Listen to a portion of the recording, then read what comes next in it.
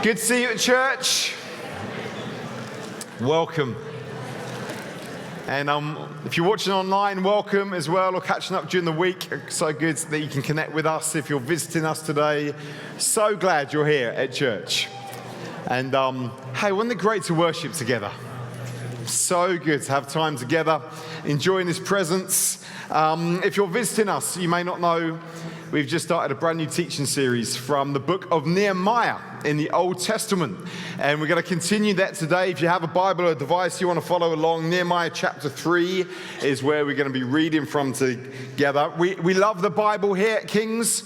We take it really seriously. I don't know if anyone noticed last week, during the King's coronation, a Bible was presented to King Charles in it. And it was presented with these words: "Receive this book, the most valuable thing that this world affords. Here is wisdom. This is the royal law. These are the lively oracles of God." I heard that, I thought, wow, trying to countless millions. This is the most valuable thing that this world affords, the Word of God. Here is wisdom. Here is wisdom. And today we're going to be looking at some amazing things. Am I booming a bit, Alex? Do you want me to go to handheld? Do you prefer that? Yeah? Should I do that? No, I'll carry on. That's cool. No problem at all. Thank you, production team. You're all heroes. The Word of God, the most valuable thing that this world affords. So let's recap the story so far. Nehemiah, whilst working in the courts of the king of Persia, has heard that Jerusalem, the city of God, was in disrepair, and the people living there were in disgrace. The walls of the city were broken down. The gates have been burnt with fire. And we read that his heart was broken for Jerusalem and for the people, God's people there in the city. And for a number of months we read that he prayed and he mourned and he fasted. And that led him to approach the king, his boss, to ask for leave so he could return to the city to see what the scene was, to see what could be done. And he asked for favor from the king, for leave and for safe passage and for resources for the project. And when he gets to Jerusalem, Nehemiah surveys the scene. He does a recce. He goes around the walls to see what's going on. He takes time. He doesn't rush.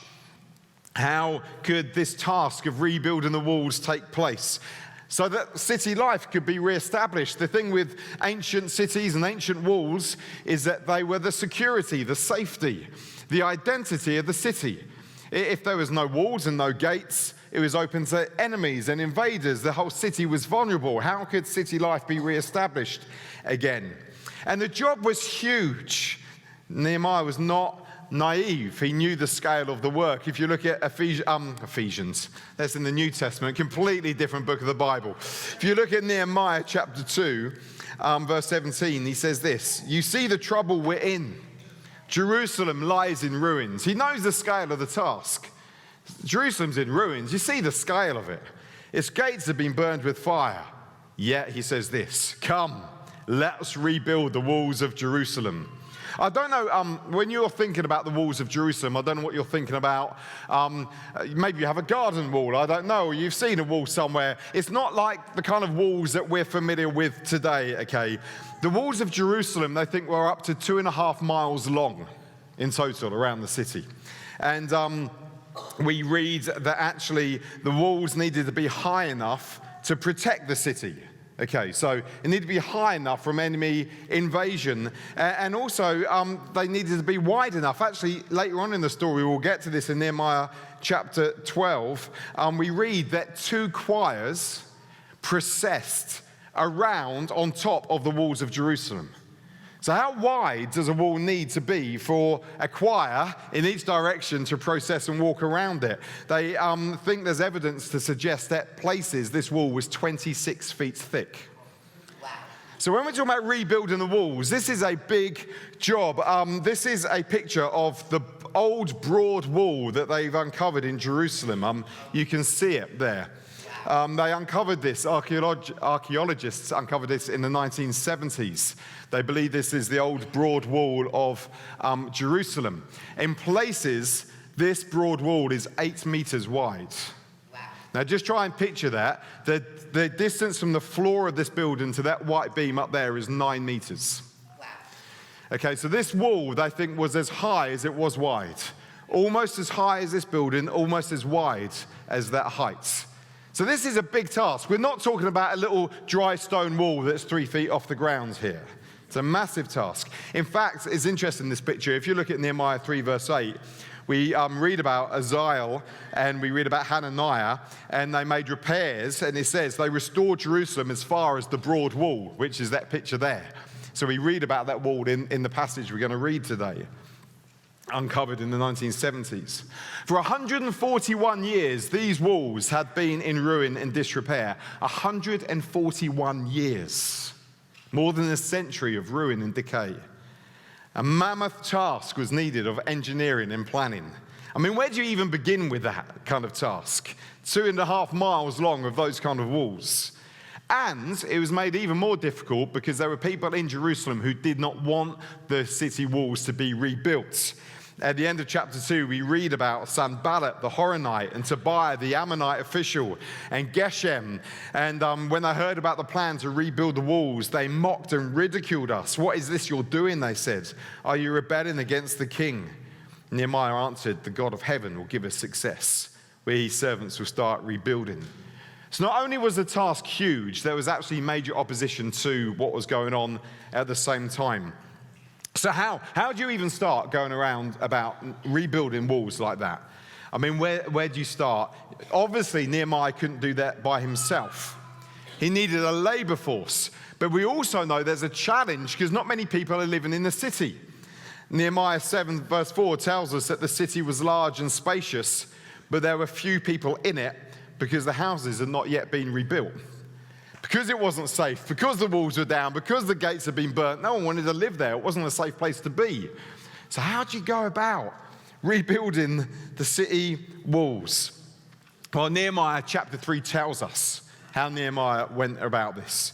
And I find this just one of the most extraordinary chapters. At first, it appears just to be a list of names that are difficult to read and bits of a wall. Okay, it appears like that, okay. But actually, it's an incredible picture of God's people about God's work towards a God-glorifying vision. It's a detailed description of cooperation and organization and perseverance and togetherness. We read of 41 different groups engaged in this job of rebuilding the city walls. And I wrestled with how we kind of read it, because I could just say, look, there were some people and they rebuilt bits of the wall, but we lose some of the drama and the detail and the attention of what's going on. I don't know if anyone else sometimes reads the Bible and you get to a list of names and you think, skim read, skim read, skim read, skim read, next chapter. Anyone here? Okay, yeah. These lists of names, and I've done that, okay, but these lists of names say something, and because they're significant, I've asked Mercy to come and read the whole chapter. I'm not going to try and do it myself. So Mercy is going to come and read Nehemiah chapter 3. Why don't we welcome her as she does this?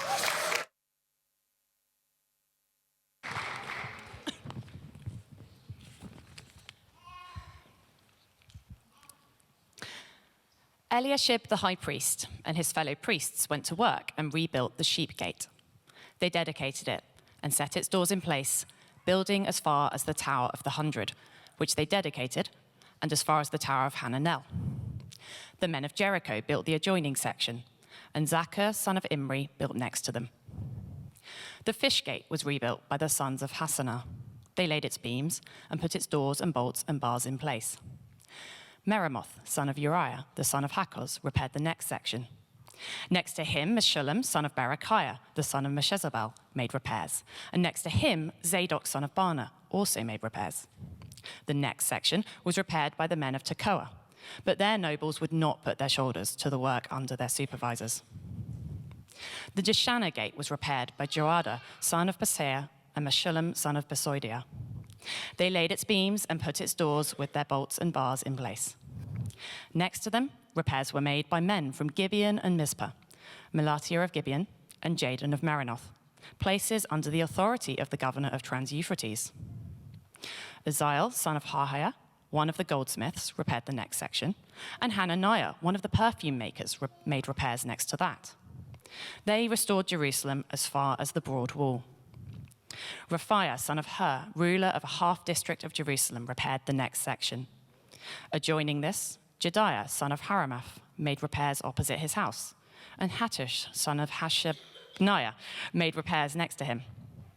Malchijah, son of Harim, and Hasab, son of Pahath-Moab, repaired another section, and the Tower of the Ovens.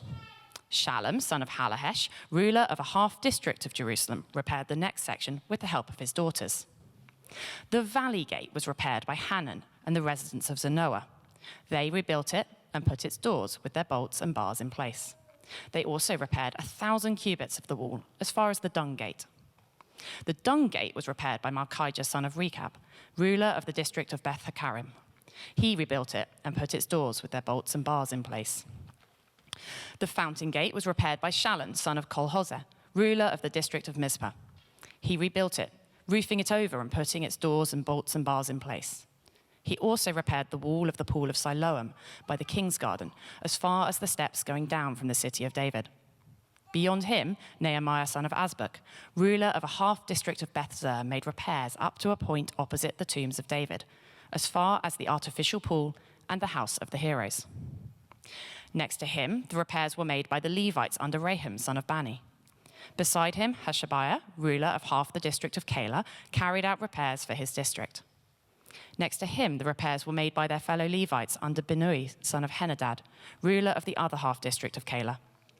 Next to him, Ezer, son of Jeshua, ruler of Mizpah, repaired another section, from a point facing the ascent of the armory as far as the angle of the wall. Next to him, Baruch, son of Zabbai, zealously repaired another section, from the angle to the entrance of the house of Eliashib the high priest. Next to him, Meremoth, son of Uriah, the son of Hakkoz, repaired another section, from the entrance of Eliashib's house to the end of it. The repairs next to him were made by the priests from the surrounding region. Beyond them, Benjamin and Hashab made repairs in front of their house, and next to them, Azariah, son of Maaseiah, the son of Ananiah, made repairs beside his house. Next to him, Binnui, son of Henadad, repaired another section, from Azariah's house to the angle and the corner, and Palal, son of Uzai, worked opposite the angle and the tower projecting from the upper palace near the court of the guard. Next to him, Pedaiah, son of Parosh, and the temple servants living on the hill of Ophel made repairs up to a point opposite the water gate, towards the east and the projecting tower. Next to them, the men of Tekoa repaired another section, from the great projecting tower to the wall of Ophel. Above the horse gate, the priests made repairs, each in front of his own house. Next to them, Zadok, son of Immer, made repairs opposite his house. Next to him, Shemaiah, son of Shechaniah, the guard of the east gate, made repairs. Next to him, Hananiah, son of Shelemiah, and Hanan, the sixth son of Zalaph, repaired another section. Next to them, Meshullam, son of Berechiah, made repairs opposite his living quarters. Next to him, Malchijah, one of the goldsmiths, made repairs as far as the house of the temple servants and the merchants opposite the inspection gate, and as far as the room above the corner. And between the room above the corner and the sheep gate, the goldsmiths and merchants made repairs. Awesome. Mercy, thank you. Mercy, thank you so much. So much. What do we do with lists of names in the Bible? Well, let's spend some time thinking about this list of names. Let's think about what's going on in the story. Let's try and imagine it. What's happening here in Jerusalem 2,500 years ago. Nehemiah has delegated the rebuilding of the city walls to multiple groups of people, 41 different groups in this passage. First of all, we read that Eliashib, who is a high priest, his fellow priests, went to work rebuilding the sheep gate. I found a helpful diagram. If you like this kind of thing, you might find this helpful. This diagram shows the different areas of the city wall and who built which section. So we start with Eliashib and the sheep gate that's up there on the left-hand side. They worked anti-clockwise, this bit of the Bible in Nehemiah chapter 3, around the city, around the different gates, the old city gate, the valley gate, all the way around, all the different sections of the wall and who did what. Some people help to visualize these things. Actually, if you went to Jerusalem today, you can still see the sheep gate that we read about, that Eliashib was involved. This is the sheep gate in Jerusalem. If you visit, you can still see it. These are real places that we're talking about. There we go. Real places, real archaeology, real history, real people involved in a massive task together. Why the whole list of names? Why didn't the Bible just say, and Nehemiah delegated the rebuilding of the walls to a load of people and they got on with it? Why do we need to know the detail of what name, what bit of the gate, who did a bar, who did a bolt? Why does this stuff matter? It really matters. Because people matter to God. There's never nameless, faceless workers to God. They're people that he knows. They're people that he cares for. People that are rooted in time and in history, but somehow find themselves caught up in the purposes of God. Not just nameless workers on a construction project. People known to God. Their lives matter. Their involvement in this mattered. It mattered so much that 2,500 years later, we read about them because it matters. You know, the Lord never forgets the names of those who go about his work.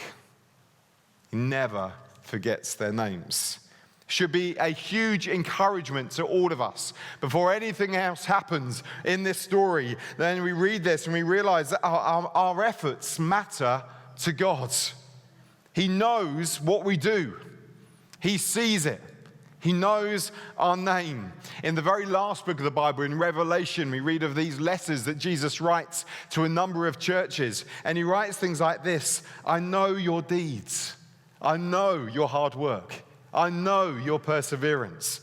I know you've endured hardships for my name. You see, God sees what we do. And God cares about what we do. And he sees the unseen stuff that no one else sees. God knows your name. Now, I can think about all the heroes in church life here. God knows your name. I'm looking out, I can see Roger there. No one knows this. Roger comes in every week to the centre here to volunteer to clean the car park of litter and sweep up and to make this a tidy place for our customers and for us on a Sunday. Roger, God knows your name. He sees you. He sees what you do. I can name countless others here this morning. These names matter because they matter to God. Roots the activities of God, lists like this, into real people like us. 41 different groups of people engaged in repairing different sections of the wall. Probably hundreds actually involved in this vision. So how do we kind of read this and understand it and apply it today? Well, the first principle that we see clearly in this beautiful passage is that everyone got involved in this vision of rebuilding the city walls. Do you know who's not mentioned in Nehemiah chapter 3? Nehemiah. There is another Nehemiah mentioned, but it's not the Nehemiah of the book Nehemiah. It's not cupbearer of the king. It's a different Nehemiah. The one person who's not mentioned in this list of names, interestingly, is Nehemiah. I think that's significant. I think it tells us how things are built in the kingdom of God. The main character is not center stage. This isn't about Nehemiah's exploits. This is about the people of God engaging in a God-given vision and everyone else getting involved. Nehemiah's behind the scenes, clearly organizing, resourcing, equipping, encouraging, delegating, releasing, making this happen. But he's actually not listed in this list of names here. It should be, it would be an error for us to make Nehemiah some kind of superhero in this story or some kind of celebrity. Just like it is an error for us today to make any Christian leader a celebrity or a superhero in the kingdom of God. It's always been about servanthood. It's always been about the body. It's always been about everyone involved. It's not about the one or the few. Nehemiah released, equipped, encouraged scores of people to get involved, to roll up their sleeves, to play a part in God's purposes. This is how Jerusalem it was rebuilt. But we also see in this incredible chapter a picture of how churches today are built and strengthened. It's not about celebrity. It's not about one-man ministry or the few people keen doing the work for the many. No, it happens as every person gets involved. That's what the Bible tells us. You'll know many, many verses in the Bible that will echo what I'm saying. One body, many parts. Every part needs one another. Every part has a critical role to play. Do you know that? You have a critical role to play. I wonder if you're sitting there thinking, I don't know if there's a role here for me. I don't know, am I needed? You're needed. You're needed. Your name can be listed in the oracles of the King's Church, Mid-Sussex. There's a place, there's a role. Ephesians 4 says this, that Jesus himself gave the apostles, the prophets, the evangelists, the pastors, and the teachers to equip his people for works of service so that the body of Christ may be built up. Why are pastors and teachers and apostolic gifts and leadership gifts given to local churches? Why? To do all the work? No, to equip the saints for works of service. How are local churches built up? As each part does its work. It says, from him, the whole body, the church, joined and held together by every supporting ligament, grows and builds itself up in love as each part does its work. That's how churches are built. Leaders are given by Jesus to churches to equip the saints, everyone involved, to building and serving in his church. That's what the Bible says. So this is a beautiful picture, actually, Nehemiah chapter 3 of local churches. And actually how we contribute to building the walls of local churches, but also, loved Anthony's word, how we play our part in the King's Church Mid-Sussex. Our contribution in the world and in history to contribute to the global city of God, the global church around the world. What a vision to be part of. We worked out recently here that over 175 people are actively involved in serving in our church in some way. Wow. It's awesome. Giving ourselves to the work of building the walls. Incredible, and is utterly biblical. Someone once said that churches should not be like football stadiums where 60,000 people who need more exercise are watching 22 people who need a rest. It's not what churches are like. But it can be what churches become. 60,000 who need exercise is watching 22 getting tighter and tighter and tighter. No, churches where everyone's on the pitch. Everyone's playing the game. Everyone's involved. Everyone's saying, I'm part of this. I'm not spectating. I'm on the fields. I love it. In Nehemiah chapter 3, we see all this variety of people getting involved. We see whole families getting involved. I love the fact that in verse 12, we read that Shallum, son of Hadahesh, ruler of half a district of Jerusalem, repaired the next section with the help of his daughters. Come on, girls, we got a wall to rebuild. I love the fact, because if he was a ruler in a position of authority, his daughters might not have actually had much of a role. And he's saying, come on, we're going to be about a great work for God's purpose. Come on, we're going to do this as a family. Let's get involved in rebuilding these walls together. I mean, can you imagine this scene? 141 years, these walls have laid in ruin and decay, and suddenly scores of people are out with their spirit levels and their trowels and their cement mixers, and like, what is going on? It's been 140 years, and suddenly this people are mobilized for the purposes of God. What an astonishing sight it must have been.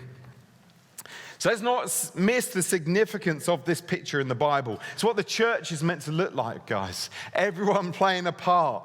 The awesome privilege of being involved together in building Jesus' church on earth. Everyone together. But we also see this. We see everyone is working together for the common good. Seems like everyone was willing to lay down like their own agendas and their own preferences and even their own skills to be part of something which is bigger than just themselves. So we read in verse 2 of the men of Jericho getting involved. Well, Jericho was like 15 to 18 miles away. Samaria. And somehow they're getting involved in this. They could easily have said, well, it's not our city. Well, why? We don't live in Jerusalem. we got Jericho. We're okay, thanks. No, people, God, a vision was given and said, I want to be part of this. We want to see the city of God rebuilt. People laid down preferences of geography. I don't know if you noticed also in the verses that Mercy read, there were loads of different craftspeople and loads of different tradespeople in the list. We read about rulers. There's people who have real authority and leadership. That guy Shalom, who I just read about, he's got his daughters involved. He was a ruler of a half district of Jerusalem. And also we read about the guy who was the ruler of the other half district, Rephaiah, son of Hur. They didn't say, I'm a ruler. I have people to do that kind of work. I'm in authority. Do you know who I am? I'm kind of a big deal, actually. It didn't say that. It didn't say, do you know who I am, what I do in the workplace? They said, no, come on, we're about to work here.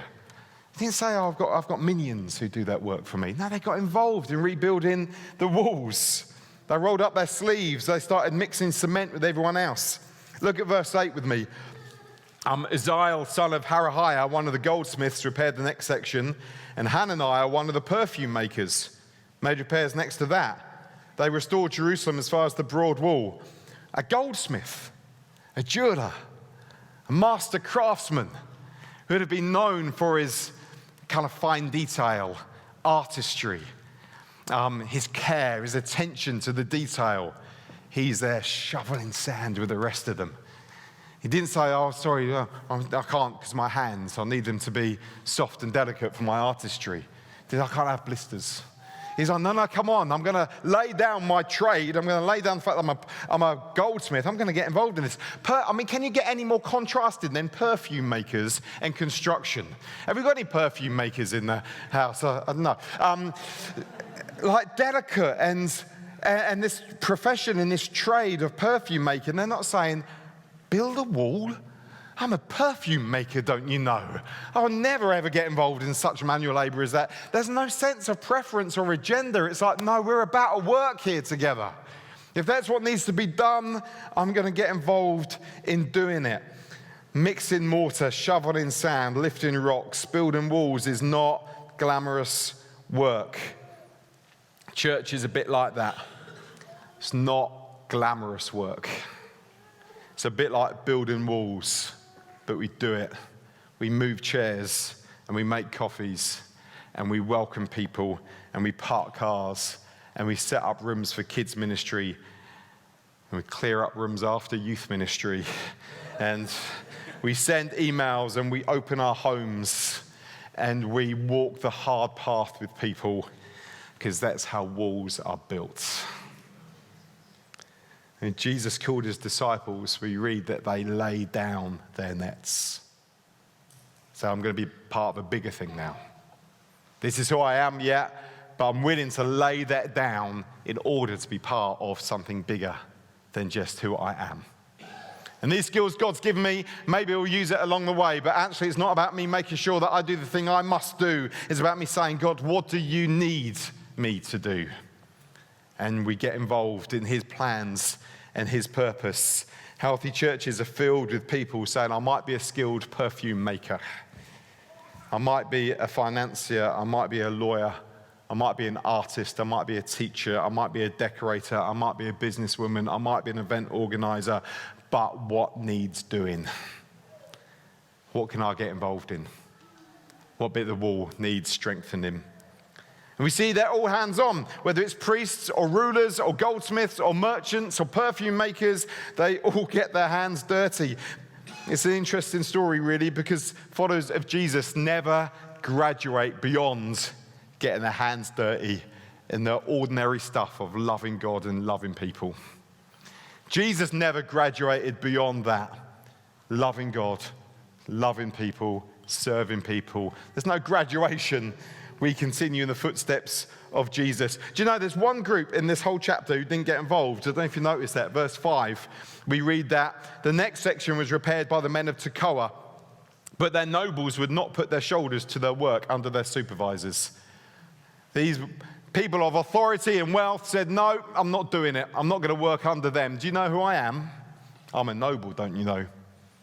Why is there one group listed who wouldn't get involved. I wonder why, because you get all these other groups. I think it's in there deliberately as a contrast to everyone else who was willing to lay everything down and say, I'm going to get involved. And there's this one group who said, no, I'm not going to do it. I'm not willing to lower myself under their supervision.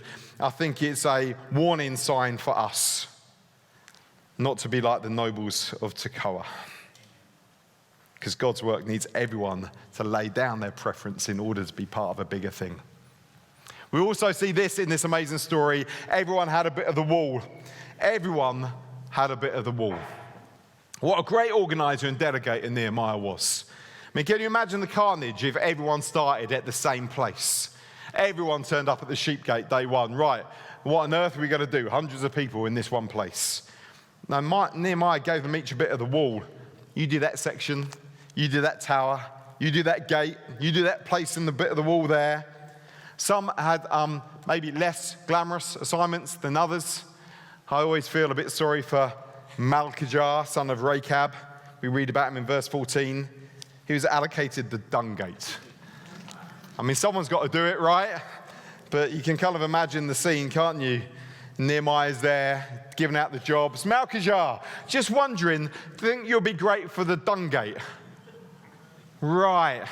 Okay, not the House of Heroes. I kind of hoped I'd get the House of Heroes, Nehemiah. Not the nice bit by the King's Gardens. Could I get there? The Pool of Siloam?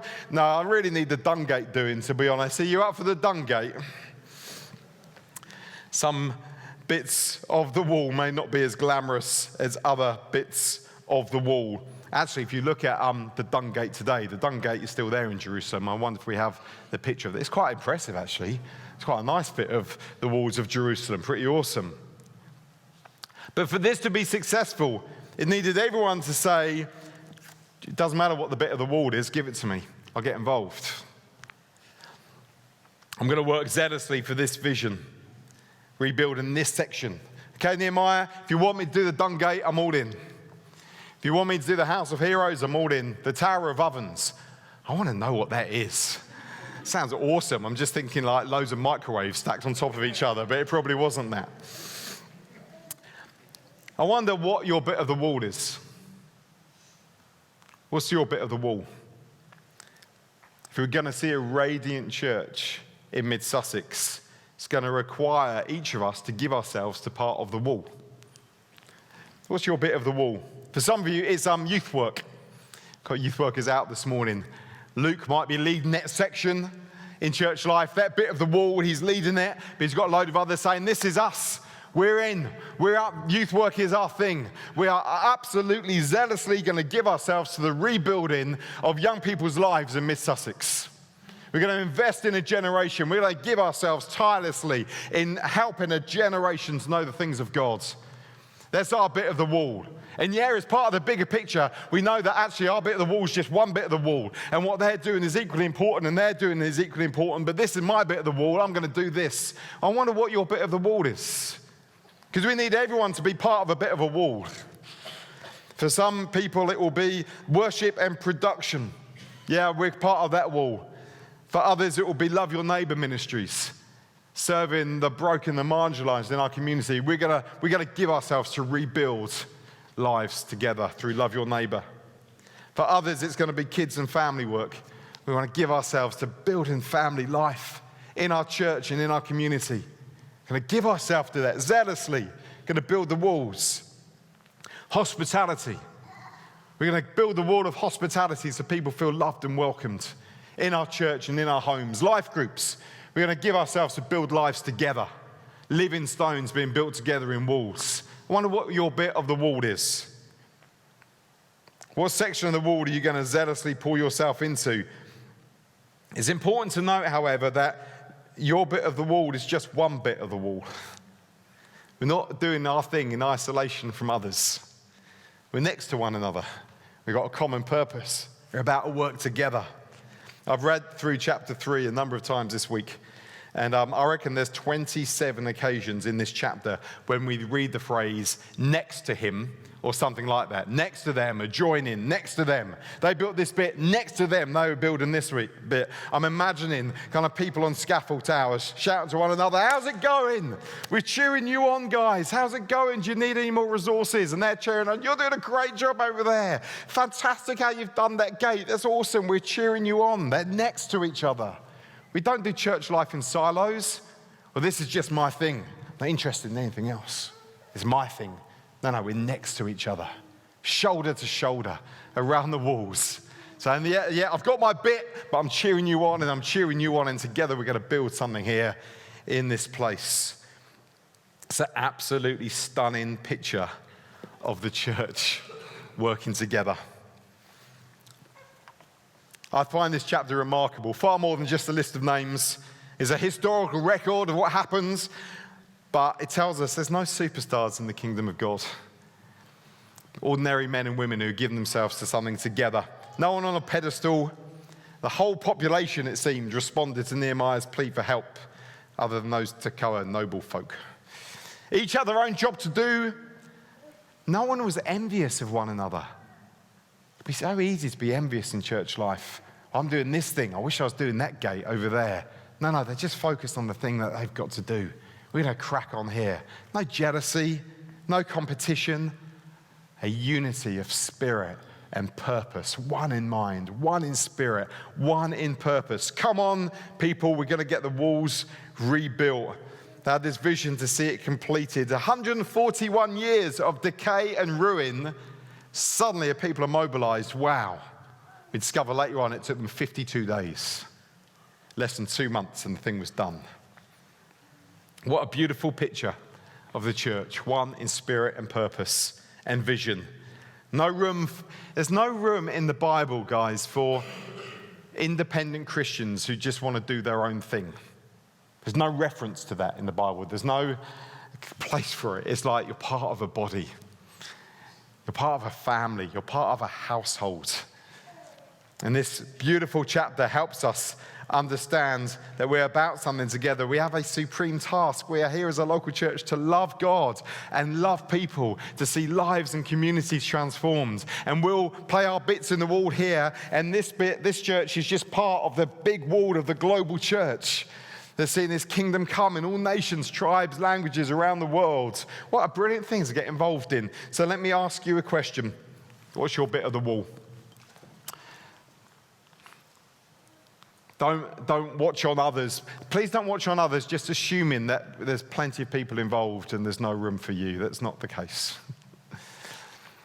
We'll discover next week, Barry's going to help us look at the opposition and the difficulty. There is opposition and there is trial and there is challenge to building the walls. But actually together, wow, what an amazing thing God can do through us. I wonder if we can stand to our feet. I wonder if we can just respond to God together.